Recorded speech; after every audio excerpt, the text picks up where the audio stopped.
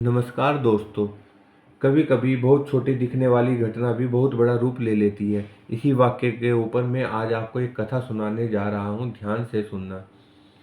एक नाव बीच नदी में डूब गई।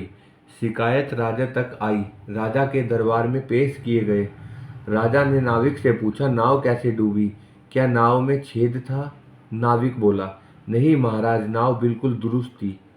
राजा बोला, इसका मतलब तुमने सवारी अधिक बिठाई? नाविक, नहीं महाराज, सवारी नाव की क्षमता अनुसार ही थी और जाने कितने बार मैंने उससे अधिक सवारी बिठाकर भी नाव पार लगाई है। राजा, आंधी तूफान जैसी कोई प्राकृतिक आपदा भी तो नहीं आई थी ना? नाविक, मौसम सुहाना था, नदी भी बिल्कुल शांत थी महाराज। राजा, कहीं मदिरा पान तो नहीं किया था तुमने? नाविक, नहीं महाराज, आप चाहे तो इन लोगों से पूछकर संतुष्ट हो सकते हैं। यह लोग भी मेरे साथ तैरकर जीवित लौटे हैं। महाराज, फिर क्या चूक हुई? कैसे हुई इतनी बड़ी दुर्घटना? नाविक, महाराज, नाव होले होले बिना हिलकोरे लिए नदी में चल रही थी। तभी नाव में बैठे एक आदमी ने नाव के भीतर ही थूक दिया।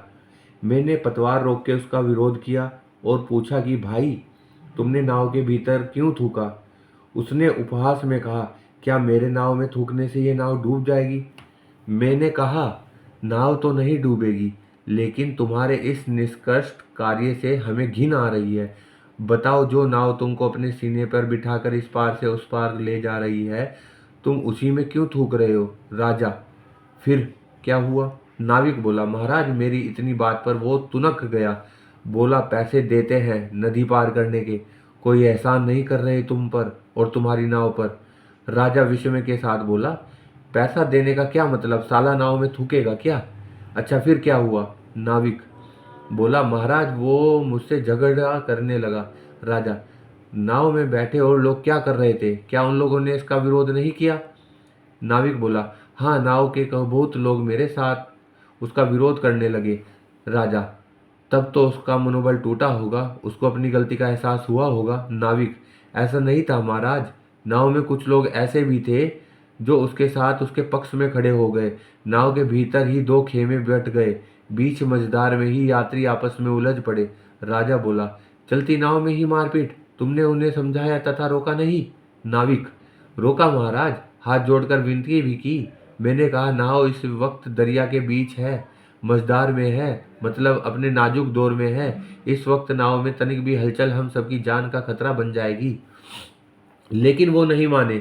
सब एक दूसरे पर टूट पड़े तथा नाव ने बीच गहरी धारा में ही संतुलन खो दिया। महाराज, कभी कभी बहुत छोटी सी दिखने वाली घटना भी जीवन की नाव को डुबो देती है। निकले थे कहाँ की सफर और परिणाम, कुछ को मृत्यु मिला और जीवित को दरबार में पेशी। ऐसे में साथ देने वाले भी मारे गए और विरोध करने वाले भी, नीति करने वाले भी और अनीति से चलने वाले भी। शायद नाविक चुप रहता तो इतना अनिष्ट ना होता, पर कुछ बात ऐसी होती, ना सहा जाए, ना कहा जाए और ना रहा जाए। दोस्तों, अगर मेरी ये कथा आपको अच्छी लगी है तो लाइक कीजिए, सब्सक्राइब कीजिए और कमेंट कीजिए। धन्यवाद दोस्तों।